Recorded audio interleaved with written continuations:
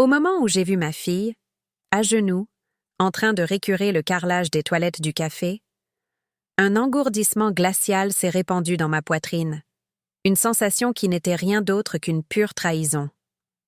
J'avais investi chaque centime que j'avais économisé, chaque prière murmurée dans un appartement exigu de Montreuil, pour lui offrir une nouvelle vie, un café qui serait le sien. Et la voilà, réduite à nettoyer des saletés que je n'aurais jamais imaginé qu'elle aurait à affronter. Aujourd'hui, je vais vous raconter quelque chose que je n'aurais jamais cru partager. Et si, ne serait-ce qu'une seconde, cela vous semble familier, je vous demande seulement d'aimer cette vidéo et de vous abonner. Cela m'aidera à continuer d'ouvrir mon cœur. Chaque matin, je me réveille dans cette petite chambre qui donne sur les rues agitées de Montreuil. Le radiateur siffle comme un chat en colère. L'odeur des poubelles de la ville, mêlée à l'arôme déclinant des plats à emporter de la veille, m'accueille par des fenêtres qui ne ferment jamais tout à fait correctement. Mes os me font mal, pas seulement à cause de l'âge, mais à cause d'années à porter des fardeaux invisibles pour ceux qui m'entourent. Le poids des attentes, des sacrifices, d'un amour qui semblait toujours couler dans une seule direction. Je m'attendais à de la gratitude lorsque j'ai tendu à ma fille Sophie les clés de ce café. Un nouveau départ, pensais-je. Une chance de briller dans une ville qui ne s'arrête jamais, qui ne prend jamais de pause pour respirer. Mais à la place, j'ai trouvé son visage marqué par l'épuisement, l'étincelle dans ses yeux ternis en un gris plat. Et le pire de tout, ma belle-sœur Sylvie, la belle-mère de Sophie, m'a regardé ce jour-là avec une froideur qui m'a brûlé de l'intérieur, comme un acide rongeant le peu d'espoir qu'il me restait. Les souvenirs m'inondent maintenant, déferlant sur moi comme des vagues contre une digue qui s'effrite. Sophie enfant, curieuse, son rire résonnant dans notre appartement étroit de la rue de Paris. Les photos jaunies sur ma cheminée montrant son sourire aux dents écartées, des couettes rebondissant alors qu'elle dansait sur une musique de zouk montant de l'épicerie du dessous. Je voulais qu'elle ait plus, qu'elle échappe au cycle du travail acharné et des déceptions encore plus dures qui avaient défini ma propre vie. Mais la réalité a frappé plus fort que tous les espoirs que j'avais osé nourrir. Laissez-moi vous ramener au début. Laissez-moi vous parler de la femme que j'étais avant d'apprendre que l'amour peut être une prison et que la générosité peut devenir une arme utilisée contre votre propre cœur. Dès l'instant où Sophie a pris sa première inspiration dans cet hôpital bondé de Bobigny, j'ai sacrifié chaque once de moi-même pour elle. La salle d'accouchement sentait le désinfectant et la peur, et quand on l'a placée dans mes bras, j'ai fait une promesse silencieuse. Elle ne connaîtrait jamais la fin comme je l'avais connue. Elle ne se sentirait jamais petite comme cette ville m'avait fait me sentir petite. Dans notre studio exigu de Montreuil, un espace si petit que la cuisine était littéralement à 3 pas du lit, je travaillais de nuit dans des bistrots de la capitale. Mes mains sont devenues rugueuses à force de plier des serviettes sans fin et d'essuyer des tables collantes. Les néons donnaient à ma peau un aspect gris et mes pieds gonflaient dans des chaussures toujours une taille trop petite parce que je ne pouvais pas me permettre mieux. Mais chaque euro que je gagnais était destiné à son avenir. Je me souviens du poids de son corps endormi contre ma poitrine lors de ses trajets en RER pour rentrer à 3 heures du matin. Des ouvriers du bâtiment et du personnel hospitalier partageaient ces wagons de fin de nuit, tous unis dans notre épuisement. Sophie se blottissait contre moi comme un chaton, totalement confiante, complètement dépendante. À l'époque, cette confiance me semblait le cadeau le plus précieux au monde. En grandissant, j'envoyais la majeure partie de mon salaire sur le compte de son père, Michel. Il avait déménagé quand Sophie avait 4 ans, prétendant qu'il avait besoin d'espace pour réfléchir. Ce qu'il a compris, c'est comment dépenser mon argent dans des parties de poker dans les arrière-salles de bar près de République. Mais je continuais d'espérer qu'il ferait mieux pour elle. Je continuais de croire que, d'une manière ou d'une autre, mon sacrifice se traduirait par son engagement. Les excuses arrivaient comme sur des roulettes. Le loyer était plus élevé que prévu. Sophie avait besoin de nouvelles chaussures. La crèche demandait une caution. Toujours une crise, toujours une urgence que seul mon argent pouvait résoudre. Et je le donnais, à chaque fois, parce que, et si c'était vrai? Et si refuser signifiait que Sophie souffrirait? Quand Sophie a eu 16 ans et a commencé à travailler le week-end à la boulangerie du quartier sur l'avenue principale, j'ai pensé que les choses changeraient peut-être. Elle avait le feu dans les yeux à l'époque, une détermination qui me rappelait moi-même à cet âge. « Maman, je gère », me disait-elle avec la confiance que seuls les adolescents possèdent. Mais les dettes se sont accumulées malgré tout. Les pertes de jeu de son père sont devenues ses problèmes, et ses problèmes sont devenus les miens. Un hiver, Sophie avait alors 22 ans, je lui ai donné toutes mes économies, 30 000 € que j'avais péniblement rassemblés en 15 ans de quart de nuit et de ménage le week-end. C'était destiné à un acompte pour un appartement modeste à Vincennes, un endroit où elle pourrait construire une vie indépendante du chaos de son père. Je lui ai tendu l'enveloppe de la banque comme si je lui remettais un diplôme, si fière de ce que nous avions accompli ensemble. Ces fonds ont disparu en 6 mois. Frais professionnels, a-t-elle expliqué quand j'ai finalement trouvé le courage de demander. Ses yeux ne croisaient pas les miens de l'autre côté de la table de la cuisine. Elle grattait le bord d'un set de table que je possédais depuis qu'elle était à l'école primaire, le plastique s'écaillant comme un vieux coup de soleil. « Quelle entreprise ?» ai-je insisté doucement, en essayant de ne pas paraître accusatrice. « C'est compliqué, maman. Tu ne comprendrais pas. » Le silence qui a suivi était plus froid que n'importe quel hiver à Paris. J'ai entendu le fil de la manipulation sous ses mots, tranchant comme une lame. Étais-je utilisée? La pensée s'est glissée dans mon esprit comme de la fumée sous une porte, et une fois qu'elle y était, je ne pouvais plus l'ignorer. Les appels tard dans la nuit qui restaient sans réponse ont commencé alors. Les promesses vides ont été remplacées par de la froideur. « Je te rappelle » est devenue une phrase sans signification, des mots qui flottaient dans l'air comme la fumée d'une cigarette que personne ne fumait. Tout cela se resserrait autour de mon cœur jusqu'à ce que respirer devienne difficile. J'ai commencé à reconnaître le schéma. Sophie disparaissait pendant des semaines, puis se présentait à ma porte avec des histoires de difficultés qui nécessitaient un sauvetage financier immédiat. Chaque crise était unique, mais la formule était toujours la même. Le désespoir, l'urgence, et mon argent comme seule solution. Mais je continuais à donner parce que l'alternative, la perdre complètement, me semblait être la mort elle-même. Avez-vous déjà aimé quelqu'un au point d'oublier de vous aimer vous-même? Avez-vous déjà donné tant de votre âme que vous vous êtes regardé dans le miroir un jour et n'avez pas reconnu l'étranger qui vous fixait? Les anniversaires passaient sans être célébrés. Mes 60 ans sont arrivés et repartis sans même un SMS. Quand j'ai développé une toux persistante qui me tenait éveillée pendant des semaines, j'ai appelé Sophie pour lui demander conseil. « Je suis occupée », a-t-elle dit, et je pouvais entendre le bruit de la circulation en arrière-plan, des rires qui ne m'incluaient pas. La ligne est devenue silencieuse, me laissant avec un téléphone qui semblait soudain plus lourd que du béton. Lors de ces rares visites, elle m'écartait d'un soupir avant que je puisse finir une phrase. Elle se tournait pour répondre aux caprices de son petit ami Julien, lui chercher une bière, régler le volume de la télé, rire à des blagues qui n'étaient pas drôles. Je suis devenue un meuble dans ma propre maison. Un bruit de fond dans des conversations qui tournaient autrefois autour de nous. Et puis est venu le choc. C'était un mardi de mars. La pluie tambourinait contre mes fenêtres comme des doigts impatients. J'avais décidé de surprendre Sophie avec un déjeuner au café que je lui avais acheté 3 mois plus tôt. L'endroit s'appelait Le Coin de Sophie. Et voir son nom peint en lettres jaunes joyeuses sur la devanture m'avait rempli d'une telle fierté. Enfin, pensais-je, elle a quelque chose qui est vraiment à elle.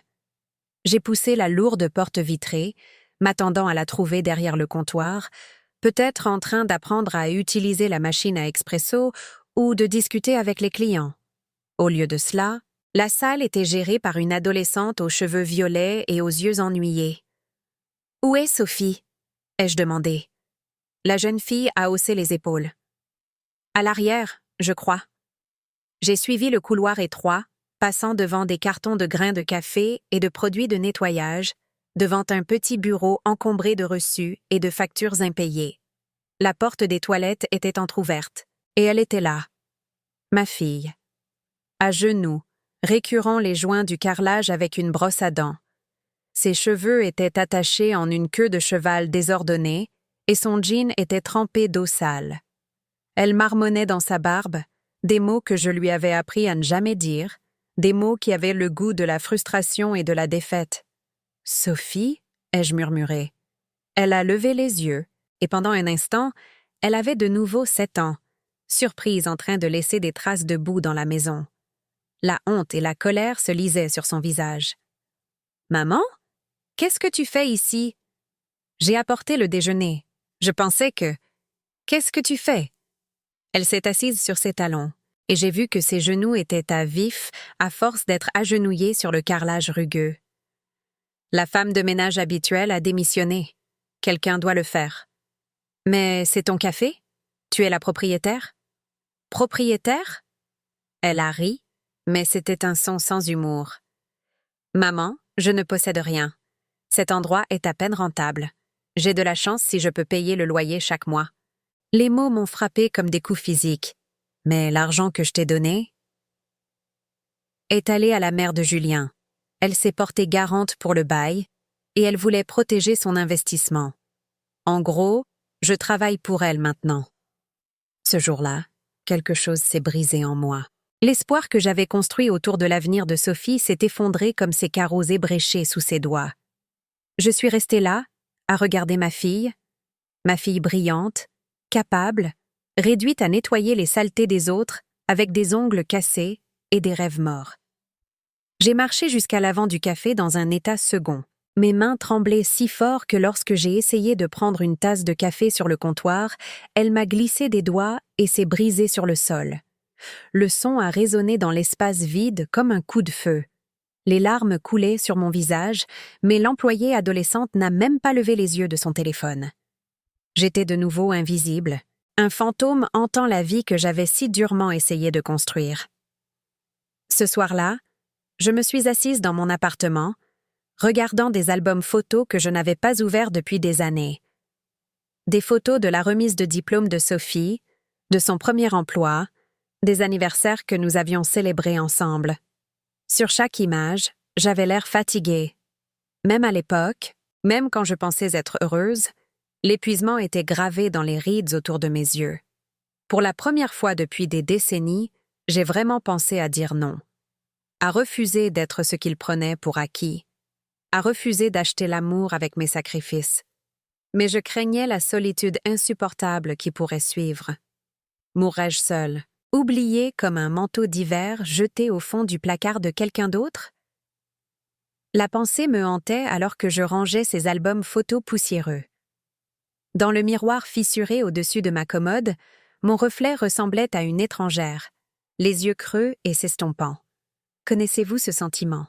Quand vous réalisez que vous avez passé tant d'années à être ce que les autres attendaient, que vous avez oublié qui vous êtes vraiment?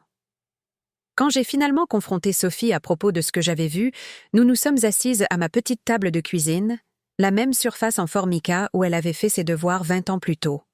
La tension dans cette petite pièce était suffocante, assez épaisse pour être coupée au couteau. « Tu m'as menti », ai-je dit calmement. Sa réponse a été une gifle en plein visage. « Je n'ai jamais menti. Tu as supposé des choses. » J'ai supposé que lorsque je te donnais 60 000 € pour démarrer une entreprise, tu en serais réellement la propriétaire.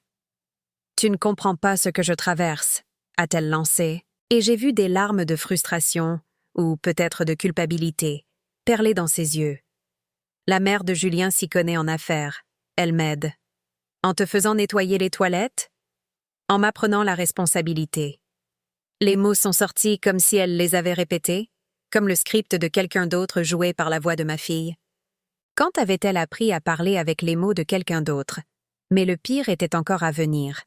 La belle-mère de Sophie, Sylvie, est arrivée pour ce qu'elle a appelé une réunion de famille.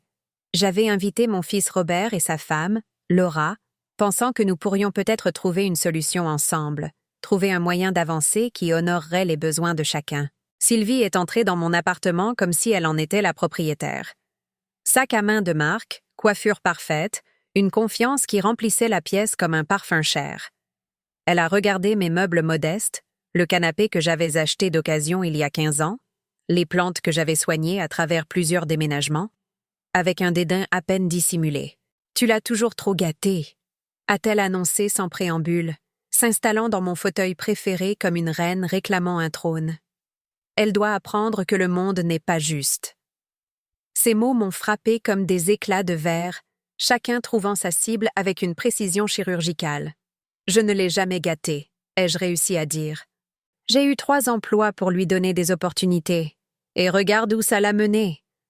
Le sourire de Sylvie était tout en dents et sans chaleur. Elle ne peut pas gérer de vraies responsabilités parce que tu l'as protégée des conséquences toute sa vie. Mon fils Robert s'est agité inconfortablement sur le canapé. Sa femme Laura étudiait ses mains comme si elles contenaient les réponses à des équations mathématiques complexes. « Maman », dit Robert avec précaution, « peut-être que Sylvie a raison. Sophie a besoin d'apprendre l'indépendance. » L'indépendance ? Le mot semblait étranger dans ma bouche. Elle récure des sols pour de l'argent qu'elle aurait dû gagner en tant que chef d'entreprise. En quoi est-ce de l'indépendance? C'est un travail honnête, intervint Sylvie. Quelque chose qu'elle aurait dû apprendre il y a des années. La conversation a dégénéré à partir de là. Mes enfants oscillaient entre la pitié et la suspicion. Robert m'accusait de la rendre dépendante, d'avoir créé les problèmes de Sophie en les résolvant trop rapidement. Mon autre fille, Hélène, a complètement évité la conversation, prétendant qu'elle devait travailler tard et raccrochant quand je l'ai appelée. La culpabilité m'a enveloppée comme un manteau d'hiver en plomb. Avais-je ruiné ma fille en l'aimant trop? Mes sacrifices étaient-ils en réalité de l'égoïsme déguisé? Mais alors, de manière inattendue, l'aide est venue de la source la plus improbable. Madame Jeanne Dubois vivait dans l'appartement d'à côté, séparée de moi par des murs si fins que nous avions appris les routines quotidiennes l'une de l'autre au fil des années de proximité. C'était une institutrice à la retraite d'un quartier difficile de Paris, une femme qui avait élevé 4 enfants avec un salaire d'enseignante et avait réussi à en envoyer 3 à l'université. Le lendemain de la désastreuse réunion de famille, je l'ai trouvée qui m'attendait dans le couloir avec 2 tasses de café et un sourire entendu. « Nuit difficile ?» a-t-elle demandé de cette manière douce qui invitait à l'honnêteté.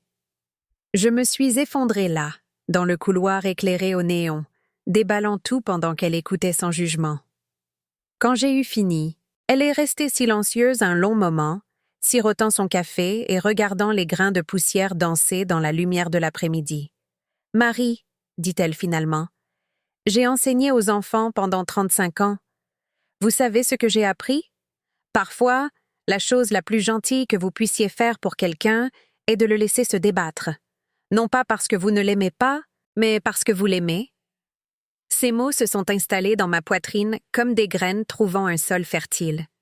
« Mais si je la perds ?» ai-je murmuré.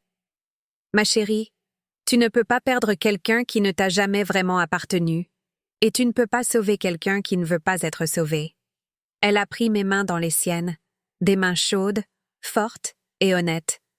Parfois, Marie, il faut d'abord se tendre la main à soi-même. Cette nuit-là, j'ai eu le premier sommeil paisible que j'avais connu depuis des mois. Pour une fois, le nœud constant d'anxiété dans ma poitrine s'est suffisamment desserré pour me laisser respirer. Mais le véritable test est arrivé 3 semaines plus tard. Sophie a appelé un dimanche matin, sa voix portant cette note familière de désespoir que j'avais appris à reconnaître comme une mère reconnaît le cri de son enfant. « Maman, j'ai besoin de ton aide. » Les mots qui me faisaient autrefois me ruer sur mon chéquier me firent maintenant marquer une pause. « Quel genre d'aide ? » Expansion commerciale, il y a cette opportunité de faire le traiteur pour un grand événement d'entreprise, mais j'ai besoin d'argent d'avance pour les fournitures.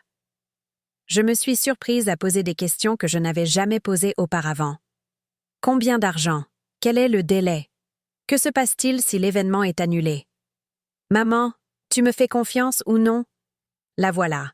La manipulation déguisée en sentiments blessés, le chantage affectif enveloppé dans le langage de la déception. Combien de fois étais-je tombée dans ce piège exact? Je te fais confiance, ai-je dit prudemment. Mais je ne te donne pas d'argent. Le silence s'est étiré si longtemps que j'ai cru que l'appel avait été coupé. Qu'est-ce que tu as dit? J'ai dit non, Sophie. Je ne te donne pas d'argent pour ça ou pour quoi que ce soit d'autre. Le mot avait un goût amer, comme un médicament qui guérirait mais ferait mal en passant. C'était la première fois depuis des années que je la refusais. le premier matin où je ne m'étais pas réveillée en espérant une gratitude qui n'est jamais venue. « Très bien », a-t-elle dit, et je pouvais entendre des larmes dans sa voix. Réelles ou jouées, je ne m'en souciais plus. Je suppose que je sais où j'en suis avec toi maintenant. La ligne est devenue silencieuse, me laissant avec un téléphone qui semblait soudain plus léger que l'air. Je suis allée à la banque locale cet après-midi-là pour la première fois en plus de 10 ans. La guichetière était une jeune femme aux yeux bienveillants qui m'a aidée à ouvrir un nouveau compte. Un compte à mon seul nom. En remplissant les papiers, j'ai ressenti quelque chose que je n'avais pas connu depuis des années. Le simple plaisir de faire un choix pour moi-même. Cette semaine-là, j'ai contacté une association dans le Marais qui offrait des services de conseil pour des gens comme moi. Des femmes qui s'étaient perdues dans leur propre famille. La première séance a été terrifiante. Assise dans ce cercle de chaises pliantes, écoutant des histoires qui faisaient écho à la mienne, j'ai réalisé combien nous étions nombreuses.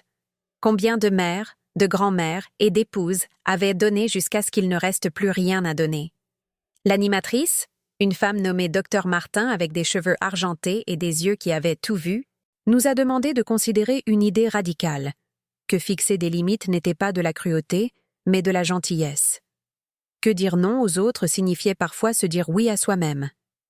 L'amour sans limite devient de la complaisance, a-t-elle dit lors de ma 3e séance.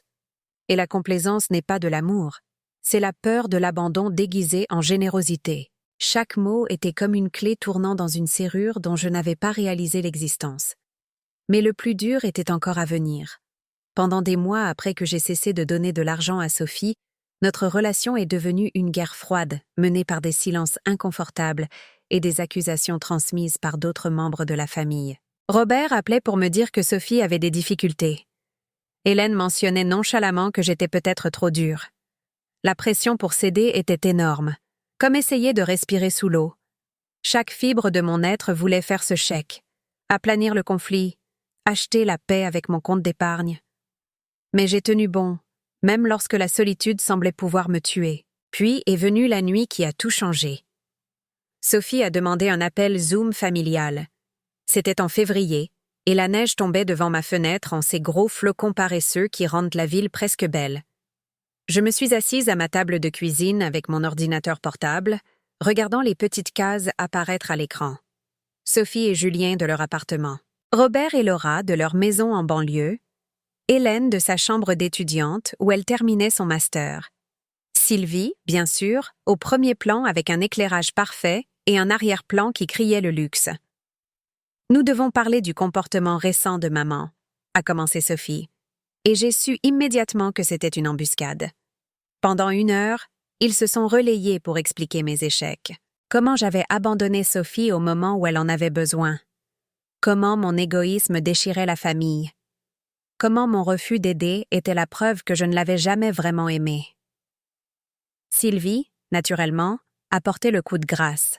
« Marie, je pense que tu fais une sorte de dépression. Ce n'est pas ton genre. » La voilà, l'insulte finale.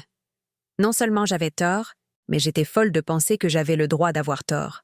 Je m'étais préparée à ce moment, d'une certaine manière.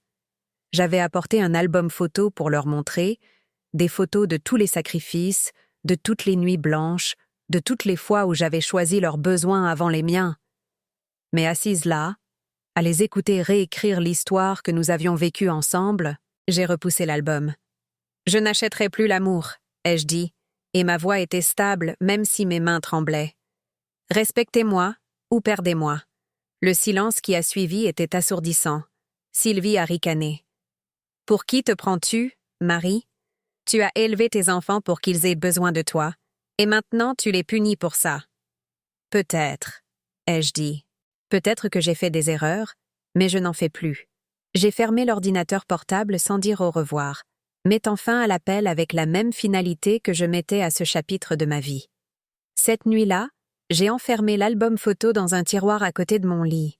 Un acte symbolique de clore le livre sur la douleur négligée. Je ne jetterai pas les photos, mais je ne vénérerai plus l'autel du sacrifice non plus. Sophie a essayé d'appeler le lendemain avec des promesses et des excuses, mais j'ai laissé le répondeur prendre l'appel. Ces mots avaient le son étudié de quelqu'un lisant un script. touchant toutes les bonnes notes émotionnelles sans aucun sentiment authentique derrière. Pour la première fois de ma vie d'adulte, j'ai senti le poids de mon propre pouvoir. Le pouvoir de choisir. Le pouvoir de dire non. Le pouvoir de compter dans ma propre histoire. Mais juste au moment où je pensais que la tempête était passée, la vie m'a lancé une dernière épreuve. Environ 1 mois après la confrontation sur Zoom, Madame Dubois a frappé à ma porte, l'inquiétude lisible sur son visage. « Marie, ça va. J'entends des choses terribles sur vous dans le quartier. » Mon sang s'est glacé. Quel genre de choses? Quelqu'un avait répandu des rumeurs, des histoires sur le fait que j'étais une mère manipulatrice essayant de contrôler ses enfants adultes par l'abus financier, que j'avais menacé de déshériter Sophie si elle ne nettoyait pas mon appartement chaque semaine, que je devenais instable dans ma vieillesse, développant peut-être une démence. Les mensonges étaient si élaborés, si spécifiques, qu'ils avaient l'apparence de la vérité pour les gens qui ne me connaissaient pas bien. À l'épicerie où je faisais mes courses depuis 15 ans, le propriétaire m'a regardé avec une nouvelle suspicion. La femme qui travaillait à la laverie a commencé à éviter la conversation. J'avais l'impression de me noyer dans la fiction des autres sur ma vie. Le plus cruel a été de découvrir que Sophie était au courant des rumeurs et ne m'avait pas défendue. Quand je l'ai confrontée par téléphone, elle m'a envoyé le lendemain ce qui était clairement une fausse vidéo d'excuses. Mise en scène et froide, tournée avec un éclairage parfait et un maquillage soigné, niant ses propres difficultés et me dépeignant comme une mère autoritaire qui ne pouvait pas laisser ses enfants adultes vivre leur vie.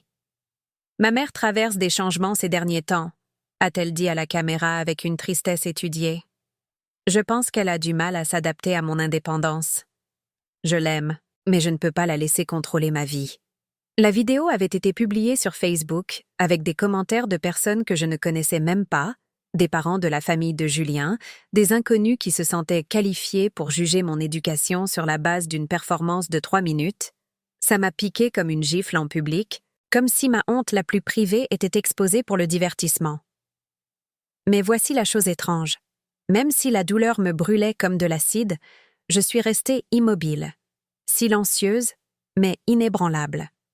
La douleur était là, vive et réelle, mais elle ne me dominait plus. J'ai réalisé qu'il ne s'agissait plus de prouver ma valeur à leurs yeux. Il s'agissait de la façon dont je me voyais. Et pour la première fois depuis des décennies, je commençais à aimer la femme qui me regardait dans le miroir. Savez-vous à quoi ressemble la vraie force? Ce n'est pas de se battre, ce n'est pas de prouver qu'on a raison.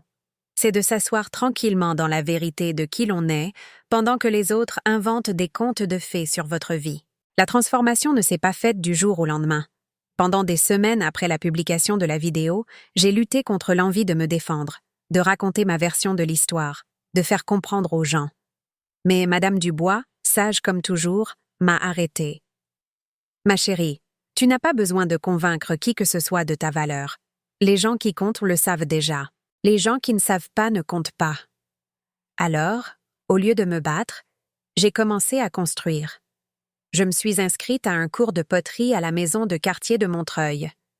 Les mardis et jeudis soirs, je m'asseyais à un tour avec de l'argile entre les doigts, apprenant à façonner quelque chose de beau à partir de la terre brute. L'instructrice, une femme nommée Isabelle avec des doigts tachés de peinture et un rire contagieux, nous a appris que la compétence la plus importante en poterie n'est pas la technique, c'est la patience. « On ne peut pas forcer l'argile », a-t-elle dit lors de ma 2e classe. « Il faut travailler avec elle, respecter ce qu'elle veut devenir. » La métaphore ne m'a pas échappé. Mes mains, rugueuses par des années de travail, ont trouvé un nouveau but en façonnant des bols, des tasses et des petites figurines. L'argile ne se souciait pas de mon âge, de mes erreurs ou des rumeurs qui se propageaient dans mon quartier. Elle ne se souciait que de la pression de mes doigts et de la constance de mon intention. J'ai donné ma première tasse réussie à Madame Dubois. Elle était de travers, et l'anse était légèrement trop petite, mais elle l'a reçue comme si elle était faite de métaux précieux. « C'est magnifique, Marie », a-t-elle dit, la berçant comme un oisillon. Et pour la première fois depuis des années, j'ai cru que je pouvais créer de belles choses. Le cours de poterie est devenu mon sanctuaire.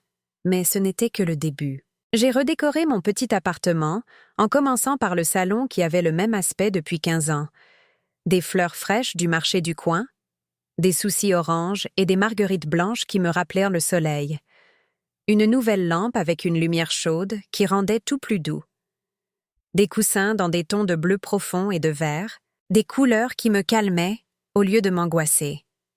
Plus important encore, je me suis acheté un gilet. Cela semble simple, mais c'était révolutionnaire. Un gilet doux en laine bleu marine qui ressemblait à une étreinte. J'avais passé tant d'années à acheter des choses pratiques, fonctionnelles, des choses qui dureraient et serviraient à quelque chose. Ce gilet n'avait qu'un seul but, il me rendait heureuse. Je le portais partout. Au cours de poterie, à l'épicerie, à mon café hebdomadaire avec Madame Dubois au café portugais sur l'avenue.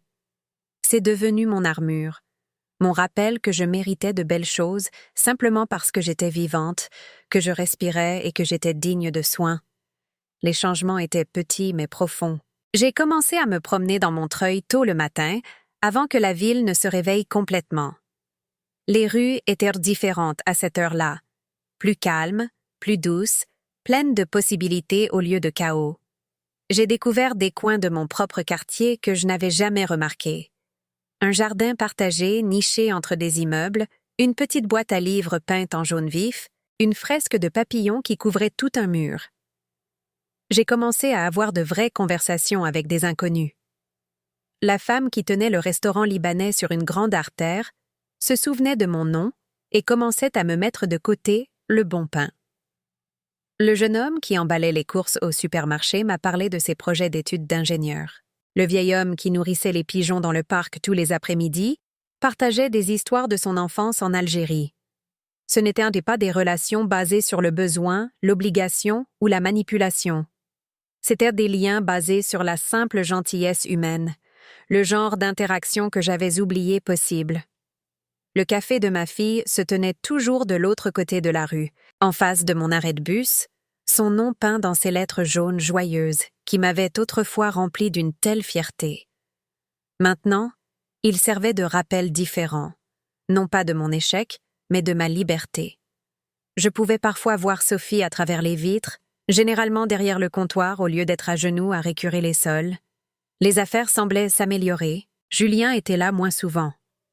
La présence de Sylvie avait diminué pour devenir des visites de supervision occasionnelles, au lieu d'une gestion quotidienne. Une partie de moi se demandait si mon refus de cautionner la situation avait forcé Sophie à trouver sa propre force. Une autre partie de moi s'inquiétait qu'elle ait des difficultés que je ne pouvais pas voir. Mais pour la première fois de ma vie, j'ai accepté que ces luttes étaient à elle de les gérer. J'ai commencé à dormir toute la nuit. Fini de rester éveillée à 3 heures du matin à me demander si Sophie avait besoin d'argent, si Robert était déçu par moi ou si Hélène se sentait négligée. Le bourdonnement constant d'anxiété en arrière-plan qui avait été mon compagnon pendant des décennies s'est simplement arrêté. À sa place est venu quelque chose que je reconnaissais à peine. La paix. Avez-vous déjà vécu cela? Le moment où vous réalisez que le poids que vous portiez n'était pas à vous de le porter. Quand vous comprenez que l'amour n'exige pas le sacrifice de tout votre être. Environ 6 mois après avoir établi mes nouvelles limites, Robert a appelé avec une demande inhabituelle. Pas pour de l'argent, ni pour une intervention, ni pour des conversations culpabilisantes sur la loyauté familiale. Il voulait dîner. Juste nous deux, a-t-il dit. Pas d'ordre du jour, pas de drame, pas d'autres membres de la famille. Nous nous sommes rencontrés dans un restaurant de couscous à Belleville qui existait depuis que j'avais l'âge de Sophie. Le genre d'endroit avec des nappes en plastique et une nourriture qui avait le goût de celle que la grand-mère de quelqu'un préparait avec amour plutôt que pour le profit. « Maman, a-t-il dit après que nous ayons commandé, je te dois des excuses. J'ai failli m'étouffer avec mon eau. Pourquoi? Pour ne pas avoir vu à quel point tu souffrais. Pour avoir supposé que tu avais tort quand tu as commencé à fixer des limites. Pour ne pas avoir compris que nous avions tous pris l'habitude de prendre de toi au point d'oublier de donner en retour. » Ces mots étaient prudents, mesurés, comme s'il y avait réfléchi pendant des mois. « J'ai observé Sophie ces dernières semaines, a-t-il poursuivi. Elle gère en fait mieux le café maintenant. Elle prend des décisions au lieu d'attendre que quelqu'un d'autre résolve ses problèmes. C'est comme si... Il a fait une pause, cherchant les mots justes. C'est comme si elle ne pouvait pas grandir tant que tu étais prête à être son filet de sécurité. Alors tu dis que j'ai eu raison de lui couper les vivres? Je dis que tu as eu raison de te sauver toi-même. Cette conversation a marqué le début d'une nouvelle relation avec mon fils. Non pas l'ancienne dynamique où il gérait les crises familiales, ou servait de médiateur entre sa sœur et moi, mais quelque chose de plus simple. Deux adultes qui se trouvaient être parents, partageant des repas, des histoires et des rires occasionnels. Mais la vraie transformation se déroulait encore en moi. J'ai commencé à écrire des lettres que je n'ai jamais envoyées. À Sophie, expliquant des années de sentiments blessés et de promesses non tenues. À Michel, son père, sur les dommages causés par ses choix. À moi-même, m'excusant pour toutes les fois où j'avais accepté moins que ce que je méritais. Écrire ces lettres, c'était comme faire le ménage après une inondation, douloureux, mais nécessaire. À chaque page, je me sentais plus légère. J'ai aussi commencé à dire oui à des invitations que j'aurais refusées auparavant. Quand Madame Dubois m'a demandé si je voulais rejoindre le programme de bénévolat de sa paroisse, j'ai dit oui. Quand l'instructrice de poterie a invité notre classe à exposer notre travail à une foire d'art locale, j'ai dit oui. Quand un veuf de mon immeuble m'a demandé si je voulais prendre un café un de ces jours, je nous ai surpris tous les deux en disant oui. Il s'appelait François, et il vivait 3 étages plus haut depuis 7 ans, sans que nous ayons jamais eu une vraie conversation. C'était un chauffeur de bus RATP à la retraite, avec des mains douces et des histoires sur chaque quartier de Paris. Notre café s'est transformé en dîner, qui s'est transformé en longue promenade dans le parc des Buttes-Chaumont, qui s'est transformé en ce genre de compagnie facile que j'avais oublié possible. François ne m'a jamais demandé d'argent, ne s'est jamais attendu à ce que je résolve ses problèmes ou ne m'a jamais traité comme une enfant nécessitant une surveillance constante. Il aimait ma poterie, complimentait mon nouveau gilet et écoutait quand je parlais de ma famille sans essayer de réparer quoi que ce soit. C'était révolutionnaire. Plus important encore, j'ai redécouvert la femme que j'étais avant que la maternité ne consume entièrement mon identité. La femme qui aimait danser le zouk dans sa cuisine en préparant le dîner, qui lisait des romans à l'eau de rose sans culpabilité et se vernissait les ongles en rose corail parce que ça la faisait se sentir belle, qui rêvait de voyager dans des endroits qu'elle n'avait vus que dans les films. Cette femme avait dormi en moi pendant 30 ans, et elle s'est réveillée affamée de vie. Mais ce n'est pas un conte de fées. La vraie vie ne se termine pas par de jolis nœuds, et les familles de guérison n'est pas toujours simplement parce qu'une personne décide d'aller mieux. Hélène a finalement repris contact, timidement d'abord, puis avec une chaleur croissante. Elle était celle qui me ressemblait le plus, disait-elle. La conciliatrice, la pacificatrice, celle qui essayait de résoudre les problèmes de tout le monde. Voir ma transformation lui avait donné la permission d'examiner sa propre vie, sa propre tendance à disparaître dans les besoins des autres. « Je suis en thérapie », m'a-t-elle dit lors d'un de nos appels téléphoniques. « Je travaille sur les limites. C'est plus dur que je ne le pensais. Le plus dur n'est pas d'apprendre à dire non, lui ai-je dit. Le plus dur est de croire que tu as le droit de le dire. » Nous avons commencé à avoir des appels hebdomadaires, juste nous deux. Pas à propos de Sophie ou de Robert ou des drames familiaux, mais sur les livres que nous lisions, les films que nous avions appréciés et nos projets pour l'avenir. Elle envisageait de faire un master, peut-être un changement de carrière qui la rendrait heureuse au lieu de simplement payer les factures. Sophie restait un point d'interrogation. Parfois, je l'apercevais à travers la vitrine du café et elle avait l'air différente. Plus confiante peut-être, moins vaincue. Mais nous ne nous étions pas parlé directement depuis la fausse vidéo d'excuses. Et aucune de nous ne semblait disposée à faire le premier pas vers la réconciliation. C'était bien comme ça. J'avais appris que l'amour n'exige pas toujours la proximité et que le pardon n'exige pas toujours une relation. L'influence de Sylvie semblait diminuer à mesure que Sophie devenait plus indépendante. J'ai entendu par le réseau de ragots du quartier, le même système qui avait répandu ces rumeurs cruelles, que Julien travaillait plus, contribuant au ménage au lieu de simplement consommer. Peut-être que la crise avait forcé tout le monde à grandir un peu. Ou peut-être que je voyais simplement plus clairement parce que je ne regardais plus à travers le prisme de l'anxiété et du désespoir. Une année entière s'était écoulée depuis que j'avais dit non à la demande d'argent de Sophie. L'anniversaire m'a prise par surprise, non pas parce que j'avais oublié, mais parce que j'avais cessé de compter les jours depuis ma libération.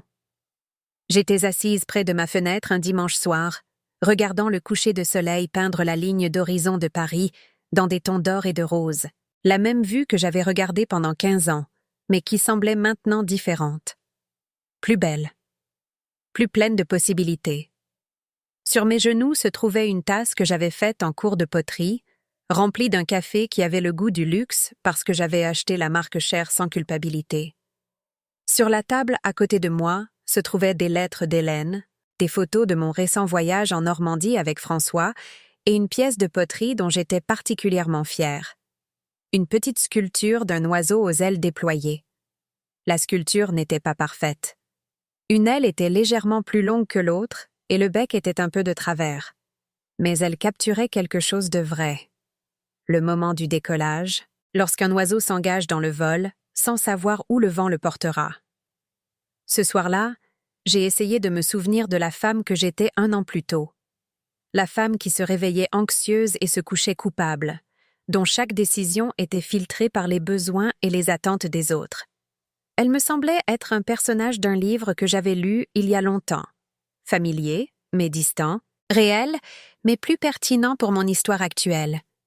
J'ai pensé à tout l'argent que j'avais donné au fil des ans, à tout le sommeil que j'avais perdu à m'inquiéter, à tous les rêves que j'avais différés parce que la crise de quelqu'un d'autre semblait plus urgente que mon propre bonheur. Rien de tout cela n'avait été gaspillé, exactement. L'amour, même imparfait, n'est jamais entièrement gaspillé. Mais il avait été mal dirigé, comme de l'eau versée sur du sable au lieu de graines. Les leçons que j'avais apprises n'étaient ni simples ni faciles à avaler. Que permettre à quelqu'un de mal agir n'est pas la même chose que l'aider. Que dire oui à tout le monde signifie parfois se dire non à soi-même. Que le respect ne peut pas être acheté avec la générosité et que la gratitude ne peut pas être exigée en paiement d'un sacrifice. Plus important encore, j'ai appris qu'il n'est jamais trop tard pour se choisir. À 62 ans, avec des cheveux gris, des mains arthritiques et une histoire de mise en avant de tout le monde, j'avais découvert que je comptais encore, que je méritais encore des soins, de la gentillesse et le simple plaisir de faire des choix basés sur mes propres désirs. Le téléphone a sonné, interrompant mes réflexions. Pendant un instant, mon cœur a sursauté avec de vieux schémas. Quelqu'un était-il en crise? Quelqu'un avait-il besoin que je répare quelque chose que je ne pouvais pas réparer? Mais c'était juste François, qui demandait si je voulais dîner le lendemain soir. Un nouveau restaurant éthiopien avait ouvert près de son immeuble, et il avait entendu dire qu'il y avait de la musique live le lundi soir. J'adorerais, ai-je dit, et je le pensais complètement. Après avoir raccroché, je suis restée assise tranquillement quelques minutes de plus, regardant la dernière lumière s'estomper du ciel. Au loin, je pouvais voir les lumières s'allumer dans le café de Sophie. L'équipe du soir, probablement des adolescents gagnant de l'argent de poche et des personnes plus âgées travaillant un deuxième emploi pour joindre les deux bouts. J'ai ressenti un pincement au cœur. Pas tout à fait de la tristesse, pas tout à fait de la nostalgie. De la reconnaissance peut-être, de la compréhension. Sophie et moi étions toutes les deux des personnes essayant de construire des vies à partir des matériaux qui nous avaient été donnés. La différence était que j'avais enfin appris à construire la mienne pour moi-même au lieu d'être au service des plans de tout le monde. Demain, je me réveillerai dans mon appartement redécoré et je mettrai mon gilet préféré. Je prendrai un café avec Madame Dubois, je travaillerai sur ma poterie et j'appellerai peut-être Hélène pour avoir des nouvelles de ses candidatures à l'université. Je ferai des choix basés sur mes propres préférences et je vivrai selon mes propres valeurs. Cela semble si simple quand je le dis comme ça, mais pour quelqu'un qui a passé 30 ans à croire que sa valeur se mesurait à son utilité pour les autres, cela ressemblait à la révolution la plus radicale imaginable. À quiconque écoute mon histoire, je veux que vous sachiez ceci. Il n'est jamais trop tard pour se choisir. Il n'est jamais trop tard pour fixer des limites, pour exiger le respect, pour refuser d'acheter l'amour avec l'autosacrifice. Les gens qui vous aiment vraiment s'adapteront à vos limites. Ceux qui ne le font pas se révéleront pour ce qu'ils sont vraiment. Quoi qu'il en soit, vous serez libre de construire une vie qui vous appartient réellement. Parfois, le plus dur n'est pas la souffrance, c'est de choisir de s'en relever. C'est de croire que vous méritez mieux. C'est de comprendre que dire non aux autres signifie parfois dire oui à la personne que vous étiez toujours censé devenir. Avez-vous déjà vécu quelque chose comme ça? Avez-vous connu quelqu'un qui a disparu dans les besoins de sa famille jusqu'à oublier qu'il avait ses propres besoins? J'aimerais beaucoup entendre votre histoire dans les commentaires ci-dessous. Et si cela a résonné en vous, si vous vous êtes reconnu ou avez reconnu quelqu'un que vous aimez dans mes mots, s'il vous plaît, aimez cette vidéo et abonnez-vous à ma chaîne. Parce qu'aucun de nous ne devrait avoir à parcourir ce chemin seul, et parfois, partager nos histoires est le premier pas pour les changer. Merci d'avoir ouvert votre cœur avec moi aujourd'hui. Merci d'avoir écouté sans jugement et de m'avoir permis de transformer ma douleur en quelque chose qui pourrait t'aider à guérir la vôtre. Le soleil s'est complètement couché maintenant, et les lumières de la ville s'étendent devant moi comme des étoiles dispersées.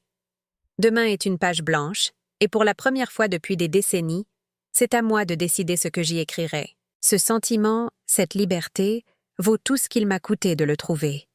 Mais laissez-moi vous parler du moment où tout a vraiment changé. Pas le jour où j'ai dit non à Sophie, pas le jour où j'ai fermé l'ordinateur portable sur cette intervention familiale, mais un mardi matin tranquille, 6 mois plus tard, alors que j'étais assise à mon cours de poterie, travaillant sur ce qui allait devenir mon chef-d'œuvre. L'argile me résistait ce jour-là. Chaque fois que j'essayais de la façonner en le vase que j'avais imaginé, elle s'effondrait, se déformait, ou refusait simplement de tenir sa forme. Je commençais à être frustrée, de la même manière que je l'étais lorsque les crises de Sophie ne répondaient pas aux solutions que je lui lançais à coups d'argent. « Arrêtez », dit Isabelle doucement, posant sa main tachée de peinture sur la mienne. « Vous essayez encore de la forcer ?» J'ai regardé la masse informe sur mon tour, cette chose qui avait refusé de devenir ce que je voulais qu'elle soit. Et soudain, j'ai commencé à rire. Pas le rire amer que Sophie m'avait lancé quand je l'ai trouvée en train de récurer ce carrelage de salle de bain, mais quelque chose de plus léger, quelque chose de libre. « Et si elle ne voulait pas être un vase ?»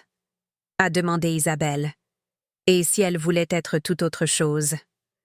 J'ai laissé mes mains reposer sur l'argile, sans pousser, ni tirer, ni exiger, juste sentir sa texture, sa température et ses possibilités.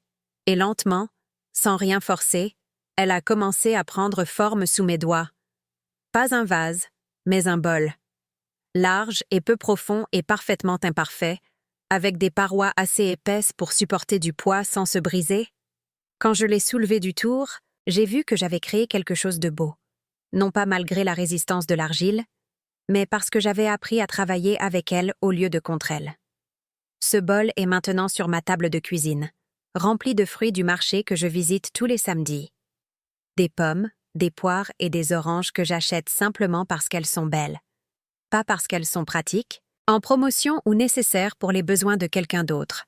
Mais la vraie transformation se produisait aussi dans d'autres parties de ma vie.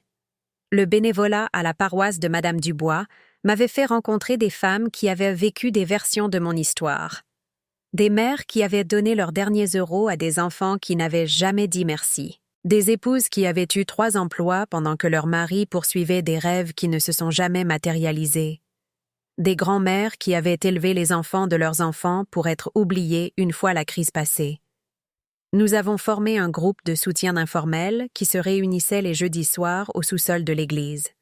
Nous nous sommes appelés les mères oubliées. Le nom était une suggestion d'Hélène lors d'un de nos appels téléphoniques hebdomadaires.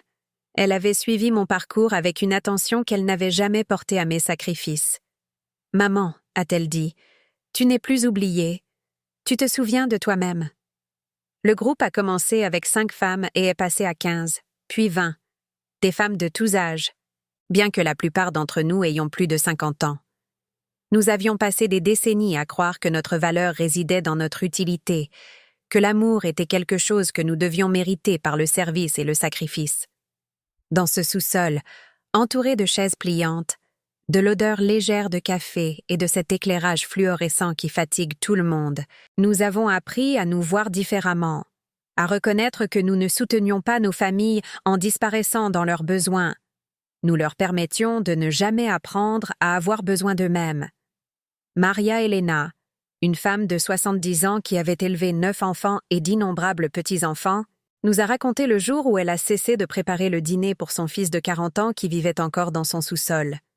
« Il a dit que j'étais cruelle », a-t-elle ri, ajustant le foulard rouge vif qu'elle portait chaque jeudi. « Cruelle, pour attendre d'un homme adulte qu'il se nourrisse lui-même. » Carmen, une autre Carmen, pas la belle-mère de Sophie, mais une femme douce qui avait passé 40 ans mariée à un alcoolique, a partagé comment elle avait finalement changé les serrures après que son mari ait disparu pendant 2 semaines pour une virée de jeu. « Je n'arrêtais pas de penser qu'il reviendrait reconnaissant », a-t-elle dit doucement. Mais les gens reconnaissants ne continuent pas de prendre. Ils cessent d'avoir besoin de prendre. Chaque histoire était différente, mais le schéma était le même. Nous avions toutes confondu l'amour avec le sauvetage, le soutien avec la complaisance, la loyauté familiale avec l'effacement de soi. Le docteur Martin, la thérapeute qui m'avait aidé à comprendre les limites, a commencé à assister à nos réunions. Pas en tant que professionnelle, a-t-elle dit, mais en tant que femme qui avait appris ses leçons à la dure aussi. Elle a apporté des livres, des articles et des recherches qui validaient ce que nous avions découvert par une expérience douloureuse, que les relations saines nécessitent 2 personnes entières, pas une personne et son ombre. La codépendance n'est pas de l'amour, a-t-elle expliqué lors d'une réunion particulièrement émouvante.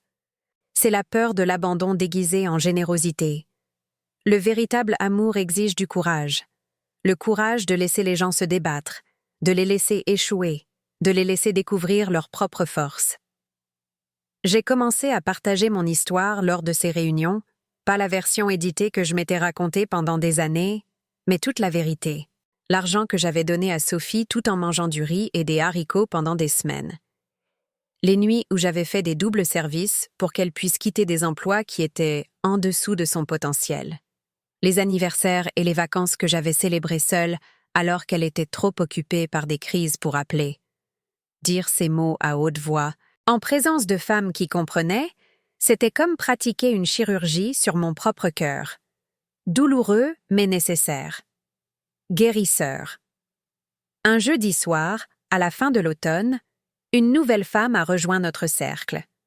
Elle était plus jeune que la plupart d'entre nous, peut-être 40 ans, avec des yeux fatigués et des mains qui tremblaient légèrement lorsqu'elle s'est présentée comme Isabella. « Ma fille a 22 ans, a-t-elle commencé, et j'ai vu ma propre histoire se refléter dans chaque mot qui a suivi. Elle est intelligente, belle, diplômée de l'université avec mention. Mais elle ne semble pas pouvoir garder un emploi, payer son loyer ou prendre une décision sans m'appeler. La semaine dernière, elle m'a demandé d'emménager avec son petit ami et sa mère parce qu'elle ne pouvait pas se permettre son appartement.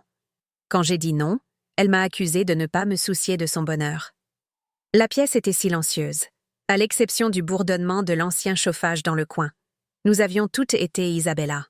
Nous avions toutes fait face à ce moment où fixer une limite semblait trahir l'amour lui-même. Le truc, c'est que, poursuivit Isabella, les larmes commençant à couler, je sais que si je dis oui, elle n'apprendra jamais à se débrouiller seule. Mais si je dis non, elle pourrait me détester pour toujours? Madame Jeanne Dubois, qui était devenue une sorte de figure maternelle pour notre groupe malgré être l'une des plus jeunes à 68 ans, se pencha en avant sur sa chaise. « Ma chérie, dit-elle de cette voix qui pouvait apaiser un enfant en pleurs ou dire des vérités dures avec la même douceur. Elle pourrait te détester pendant un certain temps. Mais elle te remerciera finalement. Et même si elle ne le fait pas, tu auras quand même fait ce qu'il fallait. »« Comment le savez-vous » demanda Isabella. « Parce que, » dit Jeanne en regardant tout le monde dans le cercle. « Parfois, le plus grand cadeau que vous puissiez offrir à quelqu'un est la chance de devenir qui il est censé être. Et il ne peut pas le faire tant que vous êtes prête à être la personne avec qui il est à l'aise que vous soyez. » Cette nuit-là, après la fin de la réunion et que nous ayons rangé les chaises pliantes et éteint les lumières, Je suis rentrée chez moi à travers des rues qui scintillaient de givre précoce.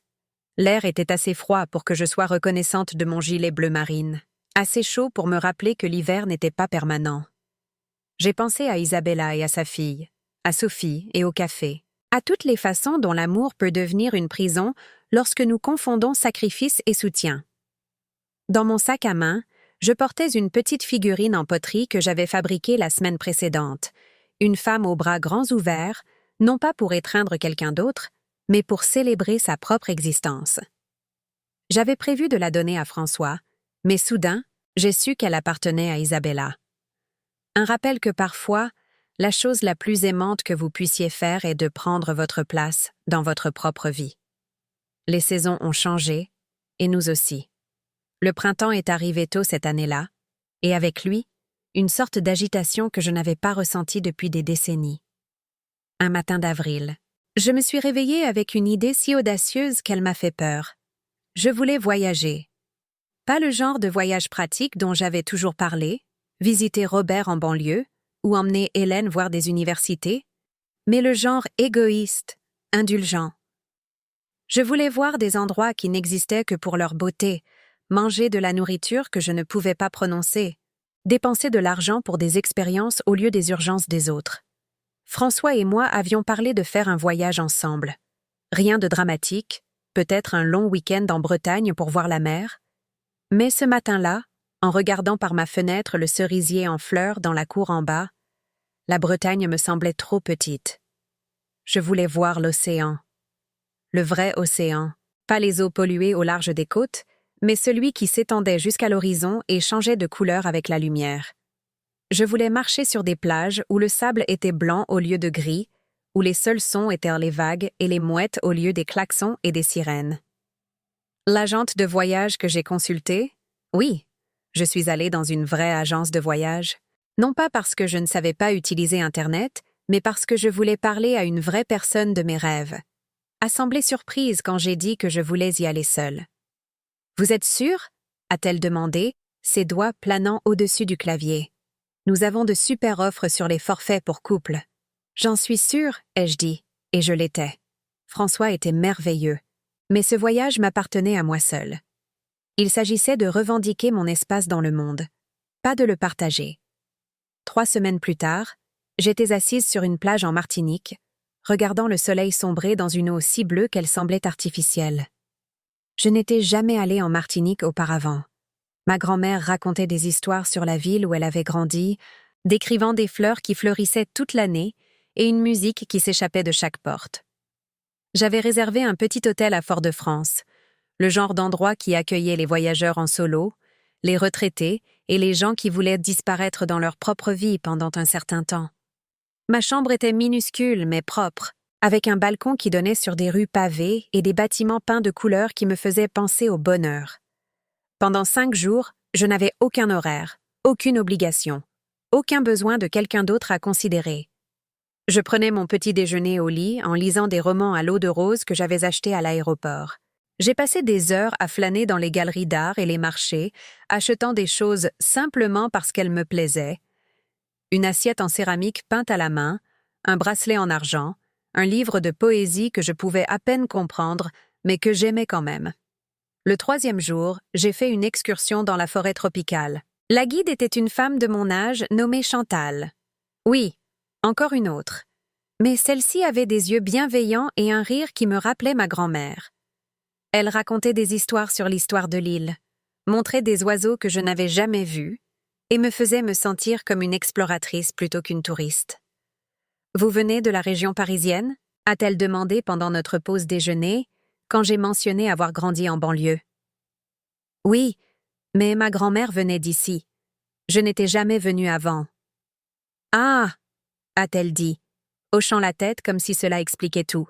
« Vous rentrez à la maison. » La phrase m'est restée alors que nous marchions sur des sentiers bordés de fougères et de fleurs, alors que nous nous tenions sous des cascades qui ressemblaient à des bénédictions, alors que nous écoutions les sons d'une forêt qui poussait depuis des siècles avant ma naissance et continuerait longtemps après ma mort. Rentrer à la maison. Pas à un endroit nécessairement, mais à moi-même. à la partie de moi qui avait été enterrée sous des décennies de besoins et d'attentes des autres. La partie qui savait comment ressentir l'émerveillement, comment être présente dans un moment sans essayer de le réparer, de l'améliorer ou de le sacrifier pour quelqu'un d'autre. Ce soir-là, j'ai appelé Hélène depuis le balcon de mon hôtel. Il était tard à Paris, mais elle était encore éveillée, travaillant sur sa thèse. « Maman, tout va bien? » « Tout est parfait, » ai-je dit, et je le pensais. Je suis assise sur un balcon en Martinique, à regarder les gens danser le zouk dans la rue en bas. La musique est magnifique, et je voulais juste la partager avec toi. J'ai tenu le téléphone pour qu'elle puisse entendre les guitares et les voix monter de la place. Quand je l'ai ramenée à mon oreille, elle est restée silencieuse un moment. « Maman, » dit-elle finalement, « tu as l'air différente, heureuse. » Je suis heureuse. Pour la première fois depuis des années, je suis exactement là où je veux être, faisant exactement ce que je veux faire. Et Sophie? Robert? On ne te manque pas? Tu me manques, ai-je dit avec précaution. Mais ça ne me manque pas de m'inquiéter pour vous. Ça ne me manque pas de me sentir responsable de votre bonheur. Les parties de vous qui existent, juste pour la joie, me manquent, pas celles qui existent parce que vous avez besoin de quelque chose de moi. Hélène était de nouveau silencieuse, et j'ai craint d'en avoir trop dit. Mais ensuite, elle a ri, non pas de moi, mais avec reconnaissance. Tu sais quoi? Je crois que j'avais besoin d'entendre ça. Je me suis tellement inquiétée des attentes de tout le monde que j'ai oublié que j'ai le droit de décevoir les gens. Tu as le droit de décevoir les gens, ai-je confirmé. En fait, si tu ne déçois jamais personne, tu ne vis probablement pas ta propre vie. Après avoir raccroché, je suis restée sur ce balcon 1 heure de plus, écoutant la musique, les rires et le son lointain des vagues contre les murs de la vieille ville. J'ai pensé à Sophie, travaillant dans son café, et je me suis demandé si elle était heureuse. Vraiment heureuse, pas seulement en train de s'en sortir, de gérer des crises ou de répondre aux définitions du succès des autres. Pour la première fois depuis que je l'avais trouvée en train de récurer ce carrelage de salle de bain, je l'espérais. Non pas parce que son bonheur validerait mes choix ou prouverait que j'avais eu raison de prendre du recul, mais parce qu'elle méritait de découvrir qui elle était quand personne ne la sauvait d'elle-même. Le vol de retour vers Paris m'a donné l'impression de quitter un autre monde. Alors que l'avion descendait sur la banlieue parisienne, j'ai vu la grille familière des rues et des bâtiments qui avaient décontenu ma vie pendant tant d'années. Mais au lieu de me sentir piégée, je me sentais reconnaissante. Cette ville m'avait donné Sophie, Robert et Hélène. Elle m'avait appris à travailler dur, à survivre aux déceptions et à trouver la beauté dans des endroits inattendus. Maintenant, elle allait m'apprendre quelque chose de nouveau. Comment vivre pleinement dans la vie que j'avais choisie, au lieu de celle qui avait été choisie pour moi. François m'a accueillie à l'aéroport avec des fleurs, des marguerites et des roses, le genre de bouquet qui parlait d'amitié plutôt que d'obligation. Dans la voiture, je lui ai parlé de la forêt tropicale, des plages, et du moment où j'avais réalisé que je rentrais à la maison, en moi-même. « Je veux faire ça aussi », a-t-il dit alors que nous étions dans les embouteillages sur le périphérique, la ligne d'horizon de Paris scintillant au loin. « Je veux aller quelque part juste parce que j'ai envie d'y aller. Où irais-tu? » En Irlande. Mon grand-père racontait des histoires sur le comté de Cork, mais je n'y suis jamais allée. Toujours une raison de rester à la maison, une crise, une responsabilité ou une excuse. « Alors allons-y, » ai-je dit, nous surprenant tous les deux. Organisons un voyage en Irlande. Ensemble cette fois. Il m'a regardé comme si je venais de suggérer que nous volions sur la Lune. Vraiment. Tu voudrais faire ça? François, j'ai passé 30 ans à planifier ma vie autour des urgences des autres. Je pense que je peux bien consacrer quelques semaines à nos rêves. 6 mois plus tard, nous marchions dans des champs verdoyants qui ressemblaient exactement aux cartes postales, écoutant de la musique irlandaise dans des pubs qui sentaient la bière et l'histoire, parlant à des gens dont les accents transformaient chaque conversation en poésie. Mais le vrai voyage se passait à la maison, dans la reconstruction progressive de ma relation avec mes enfants et l'architecture lente et prudente de limites qui protégeaient sans punir. Robert et moi dînions ensemble 1 fois par mois, parfois avec Laura, parfois seuls.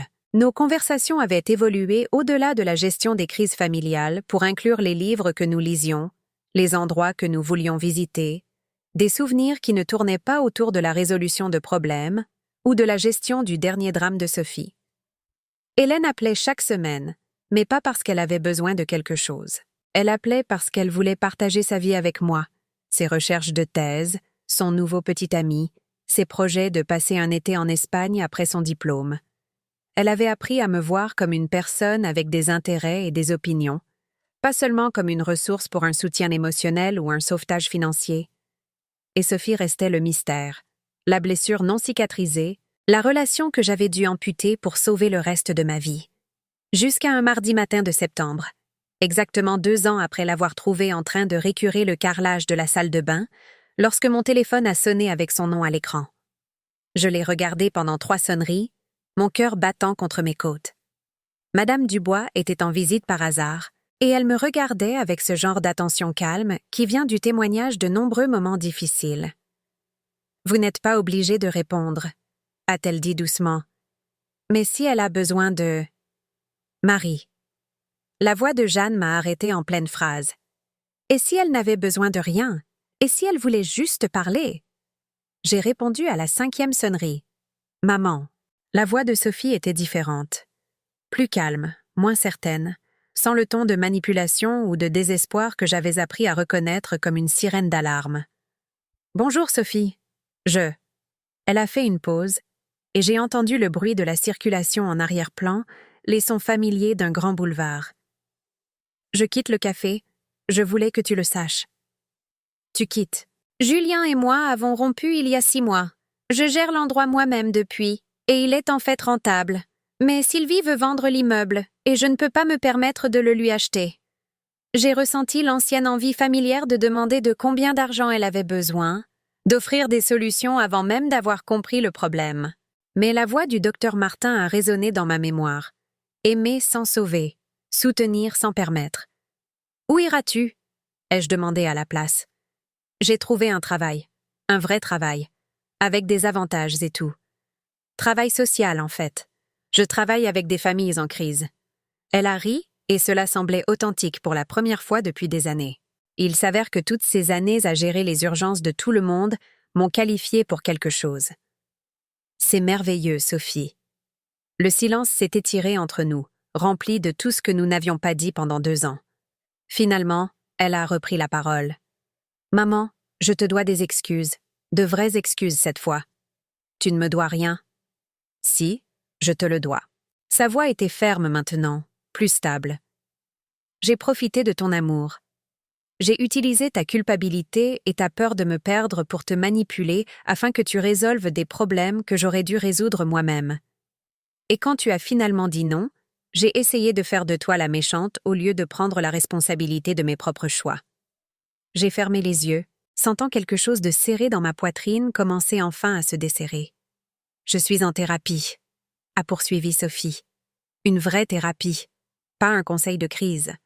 J'apprends les limites, la codépendance et toutes les façons dont j'ai appris à être impuissante parce que c'était plus facile que d'être responsable. Depuis combien de temps? 1 an.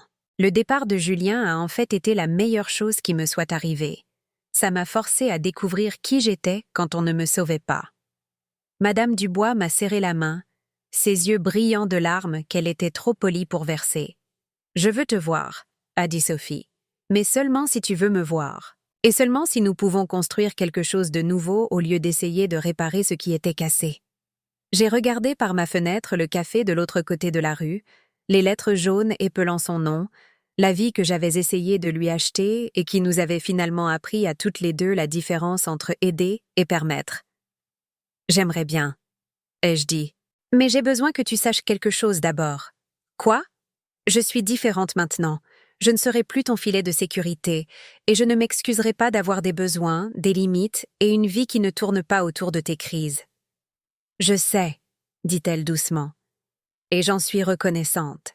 Je ne pouvais pas grandir tant que tu étais prête à être ma mère au lieu de ma maman. » Nous nous sommes rencontrés le samedi suivant dans un petit café près de Bastille, un terrain neutre qui n'appartenait à aucun de nos anciens schémas. Sophie avait l'air différente, plus mince, mais pas à cause du stress. Confiante d'une manière que je n'avais pas vue depuis qu'elle était enfant. elle portait un jean et un simple pull. Pas de maquillage. Les cheveux attachés en une queue de cheval qui me rappelait la petite fille qui dansait le zouk dans notre appartement. Nous avons parlé pendant 3 heures. Pas d'argent, de crise ou de qui avait blessé qui, mais de qui nous devenions. Elle m'a parlé de son nouveau travail avec des adolescents en famille d'accueil, de l'appartement qu'elle avait trouvé à Ménilmontant, qu'elle pouvait se permettre avec son propre salaire, de l'homme qu'elle fréquentait et qui s'attendait à ce qu'elle partage l'addition au restaurant et résolve ses propres problèmes. Je lui ai parlé de la Martinique et de l'Irlande, des cours de poterie et du bénévolat avec les mères oubliées, de François, de Madame Dubois, et du processus lent et prudent de construction d'une vie qui m'appartenait. « Je suis fière de toi », a-t-elle dit alors que nous nous préparions à partir. Et les mots avaient un poids qu'ils n'avaient jamais eu auparavant. Pas la fierté condescendante d'un enfant flattant un parent, mais la véritable reconnaissance d'un adulte reconnaissant la croissance d'un autre. « Je suis fière de toi aussi », ai-je répondu, et je le pensais complètement. Nous nous sommes serrés dans les bras pour nous dire au revoir, brièvement, prudemment, comme des personnes qui apprennent à s'aimer sans se consumer. Elle sentait le café et le parfum de vanille, pas le désespoir et la défaite qui s'étaient accrochés à elle pendant si longtemps. En la regardant se diriger vers le métro, j'ai ressenti quelque chose que je n'avais pas connu depuis des décennies. L'espoir. Pas l'espoir désespéré qui m'avait poussé à faire chèque sur chèque et à ignorer signe d'avertissement sur signe d'avertissement, mais le genre tranquille qui accepte l'incertitude comme faisant partie du paysage de l'amour. Je ne pouvais pas prédire quel genre de relation Sophie et moi construirions ensemble.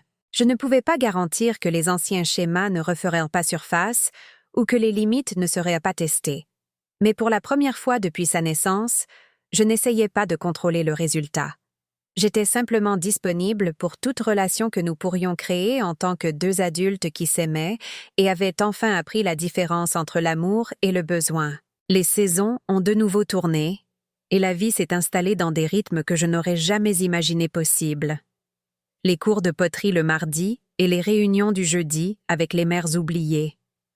Les excursions du week-end avec François au marché fermier et dans les petites villes de campagne.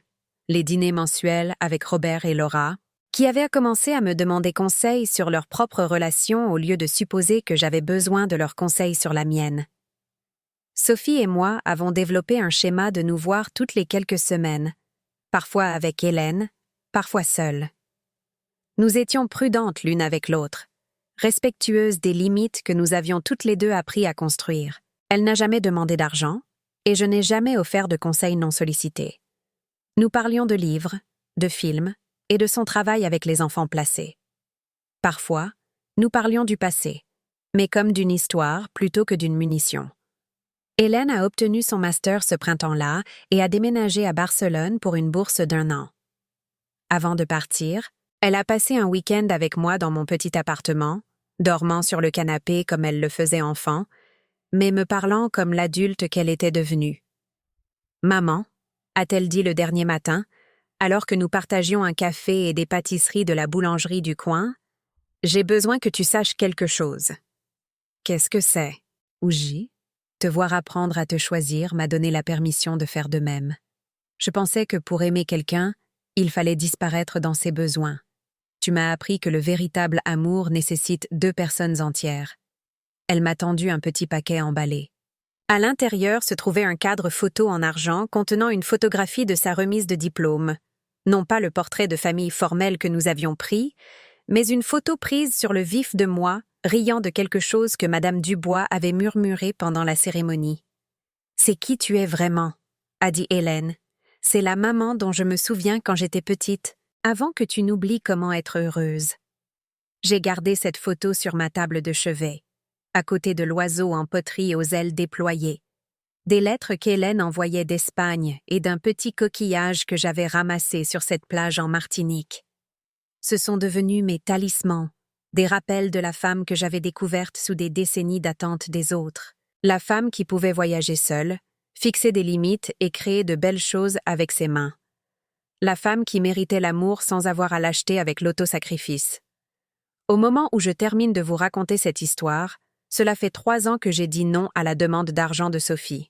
3 ans que j'ai découvert que la chose la plus radicale qu'une femme comme moi puisse faire est de refuser de disparaître dans les besoins des autres. J'ai maintenant 65 ans, avec des cheveux argentés que je ne teins plus et des rides autour des yeux qui viennent du rire plutôt que de l'inquiétude.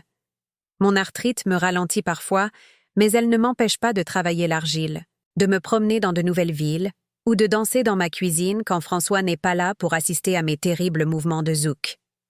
J'ai une vie qui me convient, construite à partir de choix qui honorent qui je suis, au lieu de qui les autres ont besoin que je sois. Elle est plus petite que la vie que je pensais autrefois vouloir, mais elle est entièrement mienne. Chaque choix, chaque relation, chaque moment de joie, de tristesse ou de simple contentement m'appartient d'une manière que je n'avais jamais connue auparavant. Le café de l'autre côté de la rue a maintenant de nouveaux propriétaires. Un jeune couple du Salvador qui fait le meilleur café au lait du quartier et se souvient de mon nom quand je commande. Sophie travaille dans le centre-ville, dans un immeuble de bureaux où elle aide les familles à naviguer dans des systèmes conçus pour les vaincre. Elle est douée pour ça, me dit-elle, parce qu'elle comprend ce que c'est que d'être sauvée si souvent qu'on oublie comment se sauver soi-même. Robert et Laura attendent leur premier enfant, une fille qu'ils prévoient de nommer Jeanne d'après Madame Dubois, qui est devenue une figure de grand-mère pour nous tous. Je vais être une grand-mère, un rôle que j'aborde avec excitation plutôt qu'avec obligation. Je veux aimer cette petite fille d'une manière que je n'ai jamais appris à aimer mes propres enfants. Librement, sans condition, sans la peur que le retrait des soins puisse entraîner le retrait de l'amour. Hélène envoie des cartes postales d'endroits que je peux à peine prononcer, travaillant sur des recherches qui pourraient aider à sauver les récifs coralliens, à découvrir de nouveaux médicaments ou simplement à satisfaire sa curiosité sur le fonctionnement du monde. Elle construit une vie qui sert sa passion au lieu des attentes des autres, et je suis plus fière de son indépendance que je ne l'ai jamais été de son besoin de moi. François et moi prévoyons un autre voyage, cette fois au Maroc. Je veux voir les marchés, goûter le tagine et probablement me perdre complètement dans des villes où je ne parle pas la langue. L'ancienne moi aurait été terrifiée de voyager dans un endroit si étranger, si imprévisible. La moi actuelle a hâte. Les mères oubliées comptent maintenant plus de 40 membres. Nous avons des femmes dans la vingtaine qui ont appris tôt les leçons sur les limites et des femmes dans la 80aine qui prouvent qu'il n'est jamais trop tard pour se choisir. Certaines histoires se terminent par une réconciliation, comme la mienne et celle de Sophie. D'autres se terminent par la paix sans relation. Toutes se terminent avec des femmes qui se sont souvenues de leurs propres valeurs. Le docteur Martin a publié un article sur notre groupe, changeant nos noms mais honorant nos histoires. Il a été repris par des chercheurs étudiant la codépendance, la charge mentale et les manières particulières dont les femmes sont éduquées à disparaître dans les rôles de soignantes. Nous faisons partie de quelque chose de plus grand que n'importe lequel de nos parcours individuels. Une génération de femmes apprenant à aimer sans se sacrifier sur l'autel de la loyauté familiale. Parfois, tard dans la nuit, quand la ville se calme enfin, je pense à la femme que j'étais. Celle qui mesurait sa valeur à son utilité, qui croyait que l'amour était quelque chose qu'elle devait mériter par le service et le sacrifice. Elle ne me manque pas, exactement, mais je lui suis reconnaissante. Chaque choix qu'elle a fait, chaque euro qu'elle a donné, chaque nuit blanche qu'elle a passée à s'inquiéter. Tout cela était de l'amour, même si ce n'était pas un amour sain. Sa souffrance n'a pas été vaine. Elle est devenue la base de tout ce que j'ai appris sur les limites, le respect de soi et la différence entre permettre et soutenir.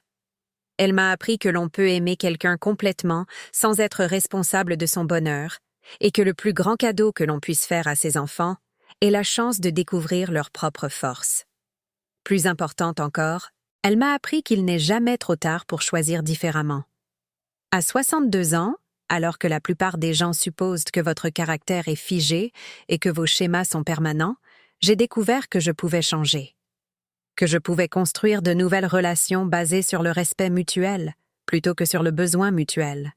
Que je pouvais créer de la beauté, connaître la joie et voyager dans des endroits dont je n'avais que rêvé.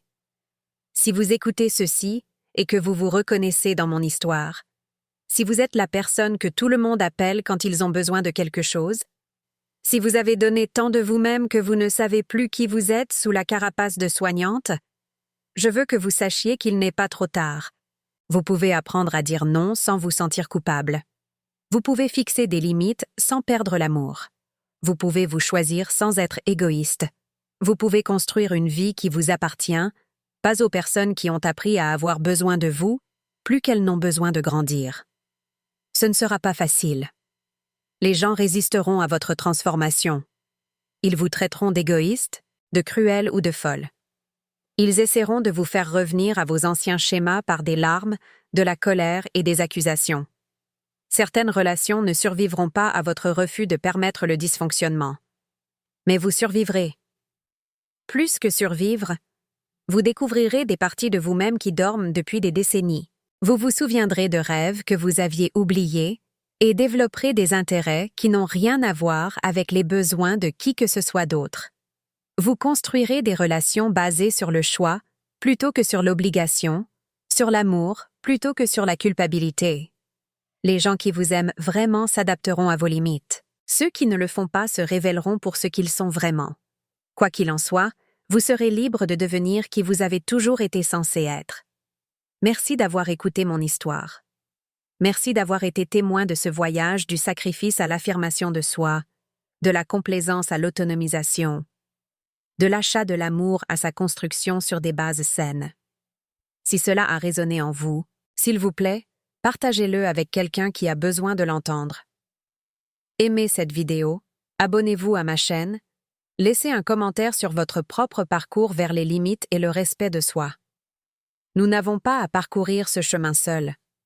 Parfois, partager nos histoires est le premier pas pour les changer. Parfois, être témoin de la transformation de quelqu'un d'autre nous donne la permission de commencer la nôtre. Le soleil se couche sur la banlieue parisienne alors que je termine cet enregistrement, peignant le ciel de nuances de rose et d'or. Demain, je me réveillerai dans ma propre vie. Je ferai des choix basés sur mes propres désirs et je continuerai à construire une histoire qui m'appartient enfin. Ce sentiment, cette liberté, continue de valoir tout ce qu'il m'a coûté de le trouver.